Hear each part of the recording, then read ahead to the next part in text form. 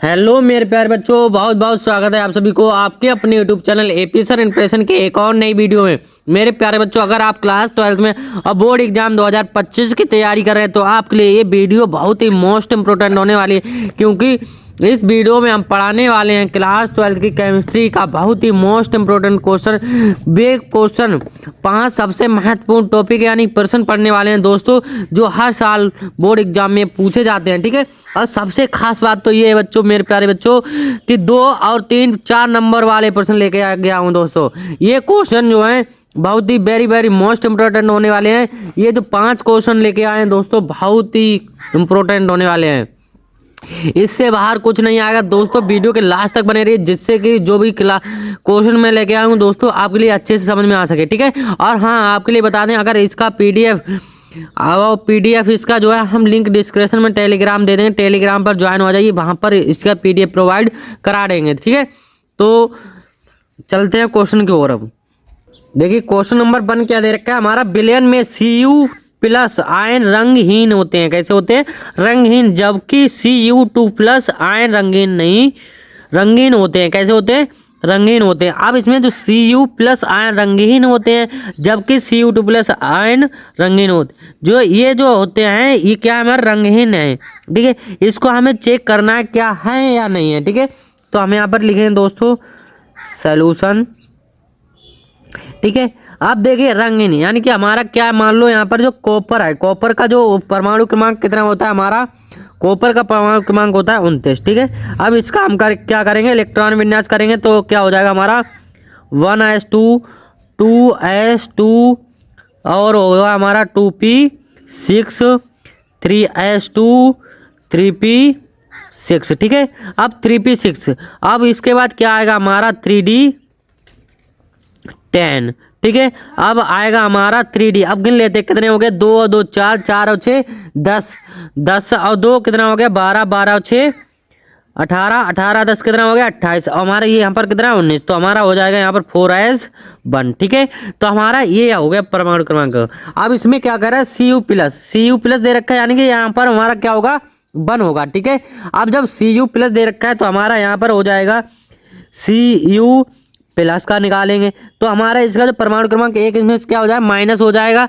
तो हमारा यहाँ पर बचेगा 28। ठीक है, इसका करेंगे तो हमारा हो जाए 1s2 2s2 2p6 और 3s2 और यहाँ पर हो जाए 3p6। ठीक है, 3d10। देखिए यहाँ पर कितना था 29, तो हमारा क्या गया 4s1। ठीक है, तो हमारा कितना हो जाए 3d10 हो जाएगा। अगर इसकी बात करें तो दोस्तों जो हमारा Cu पर होगा, Cu28+ दे रखा है। ठीक है, अगर इसका जो लास्ट कक्षक में हमारा कितना है 3d10। ठीक है, तो यहाँ पर लिख लेंगे 3d10। ठीक है, अब इसका हमें क्या निकालना है, इसका जो हमारा इसके जो क्रम होते हैं यहाँ पर परमाणु क्रमांक भरने के लिए। ठीक है, तो हमारा यहाँ पर हो जाएगा, देखिए कितने कक्षक होंगे, 5 कक्षक होते हैं। डी में कितने होते हैं, 5 कक्षक होते हैं यहाँ पर, तो 5 कक्षक बना लेंगे, 1 2 3 4। ठीक है, तो देखो 1 2 3 4 5। अब इसमें जो भरने का तरीका होता है बच्चों, यहाँ पर कितने हैं 10, तो एक जो हमारा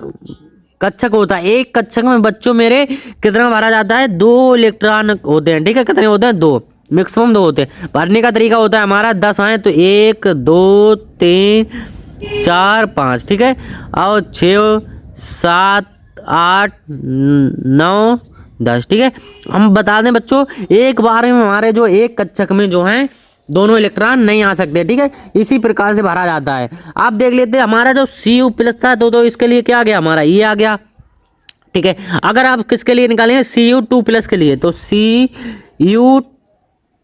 ठीक है, तो इसका जो 28 था, अगर इसमें से 29 है, 29 में से 2 घटाएंगे कितना बचेगा हमारा 27। अब इसका परमाणु क्रमांक करेंगे तो 1s2 2s2 2p6 और 3s2 3p6। अब यहाँ पर हो जाए 3d9, क्योंकि यहाँ पर कितना था 10 था, क्योंकि 28 और यहाँ पर कितना है 27, तो हमारा कितना आ गया मेरे प्यारे बच्चों 9 आ गया। ठीक है, 3d9। अब हमारे पता है डी में कक्षक कितने होते हैं मेरे प्यारे बच्चों, डी में कक्षक होते हैं 5। कितने होते हैं, 5 कक्षक होते हैं। तो कक्षक बना लेते हैं, हमारे हो जाएंगे यहाँ पर कितने कक्षक होते हैं, 5 कक्षक होते हैं।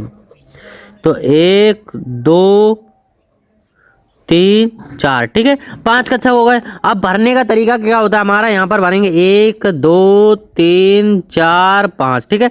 अब इधर से भरेंगे 6 7 8 और कितना हो गया 9। अब हमारा जो एक इलेक्ट्रॉन है इसमें देखिए हमारे कितने कक्षक जो हैं दोनों कैसे हैं भरे हुए, पूरे जो 5 हमारे कक्षक थे कैसे हुए भरे हुए थे। अब इसमें क्या है हमारा एक खाली है, ठीक है। तो हम लिख सकते हैं यहाँ पर मेरे प्यारे बच्चों, चूंकि Cu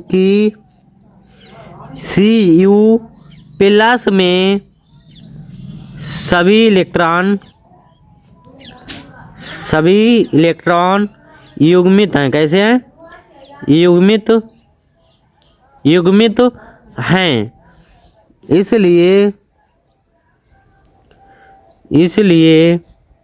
Cu प्लस आयन रंगहीन है, कैसे हैं रंगहीन है। यहाँ पर लिख लें रंगहीन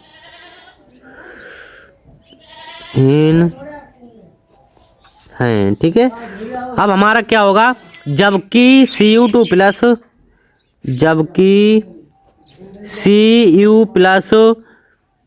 आयन, देखिए हमारा यहाँ पर क्या हो जाए Cu2 प्लस, ठीक है Cu2 प्लस, जबकि आयन में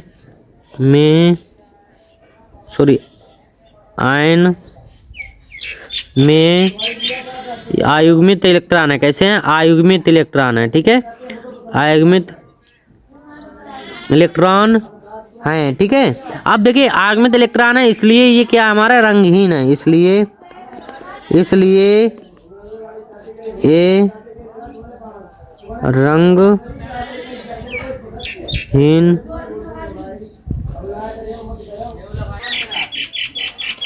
ठीक है। तो हमारा ये क्वेश्चन बहुत ही आसानी से आपके लिए समझ में आ गया होगा दोस्तों।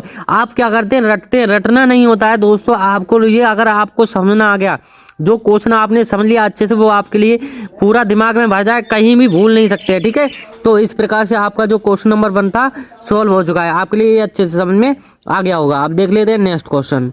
देखिए क्वेश्चन नंबर 2 क्या दे रखा है हमारा, आंतरिक अंतः संक्रमण तत्व क्या है, ठीक है। जो वेरी मोस्ट इंपोर्टेंट क्वेश्चन है, क्योंकि ये देखिए 2014 और 24 में पूछा जा चुका है, 2025 में पूछ सकता है एग्जामिनर, ठीक है। तो इस क्वेश्चन को आपके लिए अच्छे से पढ़ लेना है, ठीक है। तो हम कैसे लिखेंगे, आंतरिक अंतः संक्रमण जो होता है हमारा, जिन तत्वों में विभेदी इलेक्ट्रॉन N-2 अयव कक्षकों में प्रवेश करता है, किसमें होता है अयव कक्षकों में प्रवेश करता है, वे तत्व आंतरिक अंतः संक्रमण तत्व कहलाते हैं, ठीक है। तो हमारा जो होता है दोस्तों क्या है, अयव कक्षकों में प्रवेश करता है, किसमें करता है अयव कक्षकों में प्रवेश करता है, उसे हम आंतरिक अंतः संक्रमण तत्व कहलाते हैं। ये तत्व आवर्त सारणी एक अलग ब्लॉक अयव कक्षकों का अयव ब्लॉक का निर्माण करते हैं, ठीक है। तो हमारे जो होते हैं ये क्या करते हैं अयव ब्लॉक का निर्माण करते हैं, अतः इन्हें अयव ब्लॉक के तत्व भी कहते हैं, ठीक है। इसे क्या कहते हैं हम अयव ब्लॉक के तत्व भी कहते हैं दोस्तों। सिर्फ इतना ही लिखना होगा आपके लिए, बोर्ड एग्जाम में ये जो पूछा जाएगा दोस्तों 2 नंबर में पूछा जाएगा, ठीक है। वेरी मोस्ट इंपोर्टेंट क्वेश्चन दोस्तों, आपके लिए इसको तैयार कर लेना है। अब देख लेते हैं नेक्स्ट क्वेश्चन। देखिए तीसरा देख के रखा हमारा, लिगेंड क्या है 2 उदाहरण दीजिए, ठीक है। और लिगेंड में जो होता है उसके हमें क्या देना है 2 उदाहरण देना है। तो लिगेंड बाय आणविक अथवा आयनिक स्पीज जो शक्कर यौगिक में केंद्रीय धातु परमाणु अथवा आयन से स्थायी रूप से जुड़ी होती है, लिगेंड कहलाती। कैसी क्या कहलाते हैं लिगेंड कहलाते, क्या कहलाता है हमारा लिगेंड कहलाता है, ठीक है। इसका जो एग्जाम्पल हो जाएगा हमारा K4, ठीक है, पोटेशियम Fe6, ठीक है।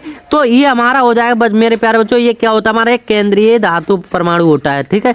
और जो Cn होता है, Cn हमारा क्या होता है एक लिगेंड होता है बच्चों, इसी को हम, ठीक है। अब ऐसे ही ये हमारा क्वेश्चन नंबर 2 हमारा एग्जाम्पल हो जाएगा CuNH3 का होल 4, ठीक है। हमारा यहाँ पर क्या है 2-4, ये जो हमारा होगा दोस्तों क्या होगा हमारा केंद्रीय धातु परमाणु होगा, ठीक है। तो आपको लिए ये भी क्वेश्चन इससे ही इस प्रकार से तैयार कर लेना, वेरी मोस्ट इंपोर्टेंट क्वेश्चन है दोस्तों, ठीक है। अब देख लेते हैं नेक्स्ट क्वेश्चन। देखिए नेक्स्ट क्वेश्चन क्या देखा हमारा, बर्नर सिद्धांत की अवधारणाएं क्या है लिखिए, ठीक है। अब ये वेरी मोस्ट इंपोर्टेंट दोस्तों, आपके लिए बोर्ड एग्जाम में 4 से 5 नंबर में पूछ सकता है एग्जामिनर, ठीक है। इसको आपके लिए अच्छे से तैयार कर लेना। देखिए कि 2019, 20, 22 और हो सकता है 25 में भी पूछ ले। ठीक है, हम वही क्वेश्चन दोस्तों लेके आता हूँ जो हर साल बोर्ड एग्जाम में पूछे जाते हैं। ठीक है, आप देखिए इसमें क्या, उपसंयोजन यौगिक के केंद्रीय धातु परमाणु या आयन दो प्रकार के संयोजकता में प्रदर्शित करती है। ठीक है, नंबर 1 क्या होगा हमारा, प्राथमिक संयोजकता, नंबर 2 हो जाए द्वितीयक संयोजकता। ठीक है, प्राथमिक और द्वितीयक। ठीक है, आपको अगर क्वेश्चन कैसा भी, अगर कितनी भी बड़ी परिभाषा हो, आपको जो याद करना होता है दोस्तों, आपको रटना नहीं है और उस क्वेश्चन को समझना है। अगर आपने अच्छे से समझ लिया बच्चों, तो आप जो हो वो क्वेश्चन को आप नहीं भूलेंगे। बच्चे क्या करते हो, आप सब लोग क्या करते हो, रटने से क्या होता है बच्चों, तुरंत के लिए नेक देर के लिए याद हो जाता है, फिर आप भूल जाओगे। ठीक है, इसलिए आपको क्वेश्चन को क्या है, रटना नहीं है, समझना है। ठीक है, तो अगर क्वेश्चन को समझोगे तभी आप जो हो टॉपर बन पाओगे। ठीक है, जो टॉपर होते हैं, टॉपर बच्चे होते हैं, वो क्या करते हैं, यही करते हैं मेरे प्यारे बच्चों, वो क्या करते हैं, किसी भी क्वेश्चन को क्या करते हैं, समझते हैं, रटते नहीं है। ठीक है, तो आपको भी रटना नहीं है। तो हमारा दूसरा क्या हो जाए, धातु में अपनी प्राथमिक संयोजकताओं अथवा द्वितीय संयोजकताओं के अर्थात दोनों प्रकार की संयोजकताओं के संतुष्ट करने की प्रवृत्ति होती है। प्राथमिक संयोजकताओं के ऋणावेशित परमाणु एवं समूहों द्वारा संतुष्ट होती है। कैसी होती है, जो हमारी प्राथमिक तथा द्वितीयक होती है उसमें क्या होता है, ऋणावेश परमाणु होता है, उसके समूह द्वारा संतुष्ट होती है। द्वितीयक संयोजकताओं के विद्युत उदासीन अणु अथवा विद्युत आवेश परमाणुओं या समूह का द्वारा संतुष्ट होती है। ठीक है, तो किसके द्वारा होती है, संतुष्ट होती है। ठीक है, अब हम देख लेते हैं इसका तीसरा पॉइंट। देखिए तीसरा पॉइंट क्या होगा हमारा, प्राथमिक संयोजकताएं आयनीय एवं द्वितीय संयोजकताओं के अनायनीय। ठीक है, अनायनीय होती हैं। कैसी होती है, अनायनीय होती हैं। ठीक है, तो ये देखिए कितना सिंपल है। ठीक है, अब देखो तो इसमें क्या होगा, धातु पर द्वारा प्रदर्शित द्वितीयक संयोजकताओं की संख्या। ठीक है, साधारणतः एक निश्चित संख्या होती है। कैसी होती है, एक निश्चित संख्या होती है। निश्चित मतलब एक ही स्थान पर किसी भी धातु द्वारा प्रदर्शित द्वितीयक संयोजकताओं की संख्या उसकी संयोजकताओं संख्या उसकी द्वितीय संयोजकताओं की संख्या से अर्थात उपसंयोजन संख्या होती है। ठीक है, उपसंयोजन होती है। धातुओं में उपसंयोजन संख्याएं प्राप्त 2, 4, 6 होती हैं। क्या होती हैं, 2, 4, 6 और कितनी हो जाए, 18, 10, 12 उपसंयोजन संख्याएं दुर्बल होती हैं। ठीक है, इसका एक पॉइंट और दे रखा है दोस्तों, लास्ट पॉइंट दे रखा है हमारा, धातु के द्वितीय संयोजकताओं के धातु के चारों ओर प्रतिबिंब प्रकाश आकाश में एक निश्चित ज्यामिति के ढंग में व्यवस्थित होती है। ठीक है, किसमें होती है, एक ज्यामिति के ढंग में व्यवस्थित होती है। बच्चों, मेरे प्यारे बच्चों, ये भी क्वेश्चन बहुत ही वेरी वेरी मोस्ट इम्पोर्टेंट। अगर आप इस क्वेश्चन को समझेंगे तो आपके लिए इसमें कुछ याद करने के लिए नहीं है। ठीक है, आपको क्या करना है, क्वेश्चन को समझना है। ठीक है, आप देख लेते हैं इसका लास्ट क्वेश्चन। नेक्स्ट देखिए, लास्ट क्वेश्चन क्या देखा हमारा, विल्मसन के संश्लेषण विधि के डाई एथिल ईथर बनाने की विधि एवं रासायनिक समीकरण लिखी। Very very most important question दोस्तों, 2019, 23, 24 में पूछा जा चुका है, 2025 में एग्जामिनर पूछ सकता है। ठीक है, 100 में 99% आने के चांसेस हैं। ठीक है, तो आपको इस क्वेश्चन को भी अच्छे से तैयार कर लेना है। क्या होगा इसमें, सोडियम एथॉक्साइड के एथिल आयोडाइड के साथ गर्म करने पर डाई एथिल ईथर बनता है। ठीक है, अगर इसको क्या करेंगे हम, सोडियम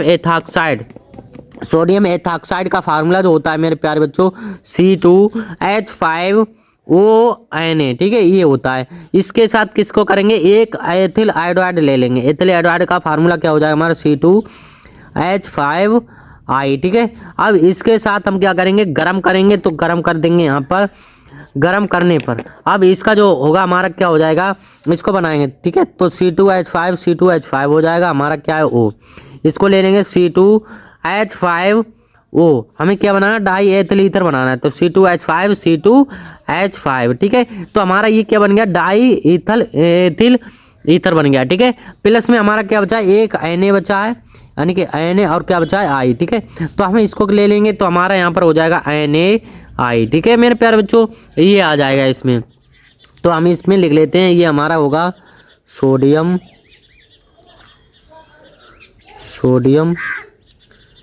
एथॉक्साइड। ठीक है मेरे प्यारे बच्चों, एथॉक्साइड हो जाएगा हमारा, ये हो जाएगा एथिल आयोडाइड, एथिल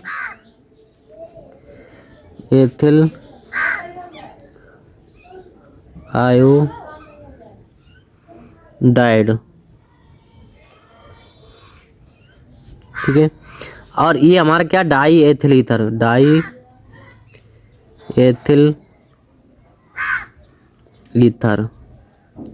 ये हमारा होगा सोडियम आयोडाइड, सोडियम आयोडाइड।